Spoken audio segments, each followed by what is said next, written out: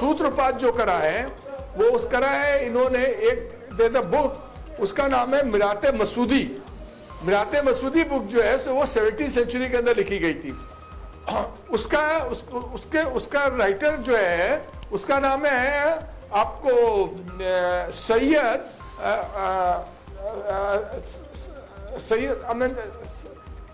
Syed Abdul Rahman Chishti is the name उसका है। तो ये उन्होंने उस किताब के अंदर जो नरेशन पहले लिखा है, आज सबसे ज्यादा प्रचलित वो नरेशन वही है। जैसा कि वो उसका कहना है कि सबसे पहले ये मोहम्मद गजनी जो थे, मोहम्मद गजनी ने जब यहाँ पर अजमेर अपनी उनकी सेना ने अजमेर के ऊपर जीत हासिल करी, उस समय उनका कमांडर जो था वो सालार साहू थे।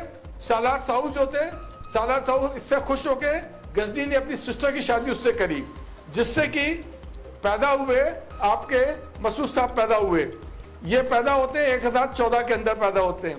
उसके बाद में ये वहां से चलना शुरू करते हैं, मुल्तान होते हुए मुल्तान आते हैं, दिल्ली आते हैं, मेरठ आते हैं, कन्नौज आते हैं और उसके बाद यहाँ पर आते हैं।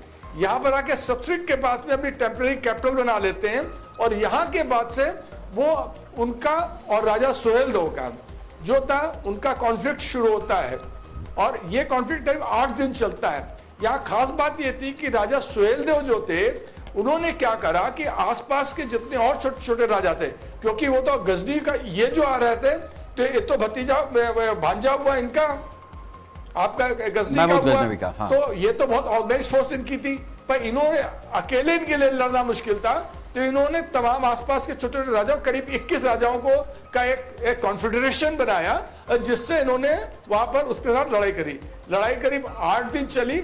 उसके बाद वहां पर जो बहराइच में चितौड़ा लेक है वहां पर इन्होंने इनके एक एरो से वो लगा जाके मसूद को, सालार मसूद को, जिससे कि उनकी डेथ हो गई, जिस बाद में उसकी गर्दन काट दी गई वहां पर। और वहीं पर जहां पर कि ये उनकी डेथ हुई थी वहीं पर ही वहां पर एक सल्तनत पीरियड की बात है। ये बात है 1250 की। जैसा हम सब जानते हैं 1192 के अंदर सेकंड बैटल ऑफ तराइन जो थी उसको जीतने के बाद में मोहम्मद गोरी ने अपने कुतुबुद्दीन ऐबक को छोड़ दिया था, तो सल्तनत पीरियड शुरू हो गया था।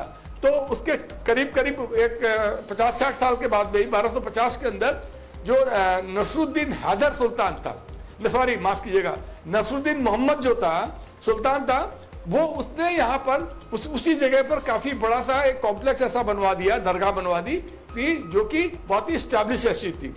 उसके बाद में हम सब लोगों ने नाम सुना हुआ है अमीर खुसरो का। अमीर खुसरो ने भी इसका मेंशन 1290 में किया है इनके बारे में। उसके बाद में आता है 1341 के अंदर मोहम्मद बिन तुगलक की हिस्ट्री के अंदर है और ये फैक्ट्स एकदम है। मोहम्मद तुगलक ने जो मोरक्कन जो आपका ट्रैवलर था, यात्री था, जिसको कि अक्सर हिस्ट्री अंदर कोट किया जाता है, इब्ने बतूता, उसके साथ उन्होंने यहाँ पर ये आए थे जियारत करने के लिए और यहाँ इस जगह पर। उसके बाद ये नेक्स्ट क्या होता है कि इसके यहाँ पर आपको ये भी आते हैं उसके अकबर के टाइम पर भी इसको 1571 के अंदर अकबर जो होता है इसको ग्रांट देते हैं और ग्रांट देने के बाद जो अवध के जो उसके बाद में अवध के जो थर्ड रूलर था उसका नाम था शुजा-उद-दौला ने भी यहाँ जाके जियारत करी है और उसके बाद में आसिफ-उद-दौला वो भी उन्होंने जाके यहाँ पर जियारत करी है। यहाँ आसिफ, तो हम इस ढंग से हम लगातार ये देख रहे हैं। अच्छा, उसके बाद में हम आते हैं कि आपको ये 17वीं सेंचुरी के अंदर एक किताब लिखी गई जिसका मैं भी कहा था मिराते मसूदी लिखी गई। अब यहाँ पर ये थोड़ी सी कंट्रोवर्सी आती है। ये वर्जन जो मैं आपको बता रहा हूँ पहले सालार मसूद का, वो मैंने वर्जन बताया है आपका मिराते मसूदी लोग आए, चाहे वो जितने भी, वो तो फैक्ट है उसके। लेकिन यहाँ पर थोड़ी सी कंट्रोवर्सी इस बात की होती है कि एक हिस्टोरियन हुए हैं जिसका नाम है मुजफ्फर आलम। मुजफ्फर आलम ने उस किताब को ही कंडेम करा है। इसके बाद में और उसका एक दूसरे स्कॉलर है और उनका नाम है शाहिद अमीन। उनकी किताब है कॉन्कर एंड कम्युनिटी। उसके अंदर उन्होंने भी कंडेम किया। इन लोगों ने हिस्टोरियन ने कंडेम करके कहा है कि मिरात मसूदी जो किताब लिखी गई है, वो किताब जो लिखी गई है उसके अंदर खुद उसके राइटर ने बात कही है कि हमने एक ऐसी किताब, हमारा सोर्स है जो कि अब अवेलेबल नहीं है, मौला करके कोई ऑथर था उसका, जो अब अवेलेबल नहीं, ये खुद ऑथर कह रहा। नंबर 1। नंबर 2 उनका कहना यह है कि मेरे को मसूद साहब सपने में आए और उन्होंने अपनी सारी बातें हमको बताई। अब आप बताइए कि किसी के सपने में कोई आए और वो एक किताब मिरात मसूदी लिख दे तो कितनी रिलायबल होगा। और ये मैं नहीं कह रहा, मेरे पर मत जाइए, ठीक है, मैंने जो दो आपके नाम कोट किए हैं। ठीक है रवि साहब, ये एक चीज हुई कि मतलब वो 1014-34 से शुरू होता है मामला, और 17वीं शताब्दी में जो आप बता रहे हैं अब्दुल रहमान की किताब, उस जगह पर यानी 600-700 साल के बाद वो किताब लिखी जाती है। 1 मिनट का टाइम दे, आप मेरे को जरा सा टाइम देंगे, एक आधा 30 सेकंड का, तो आपको बात समझ में आ जाएगी जी। तो मैं ये कह रहा था कि वो जो किताब लिखी गई है उसके बारे में, जो 600 साल बाद, हाँ। 300 साल बाद लिखी गई थी किताब, 300 साल किताब लिखी गई थी, फिरोज शाह के टाइम पे लिखी गई थी। हाँ। फिरोज शाह के टाइम पे जो किताब लिखी गई थी उसका नाम है, मैं भी नाम भूल रहा हूँ उसका इस समय, कोई बात नहीं, बर्नी करके राइटर उसने लिखी थी, पहली बार उसी ने जिक्र किया था। और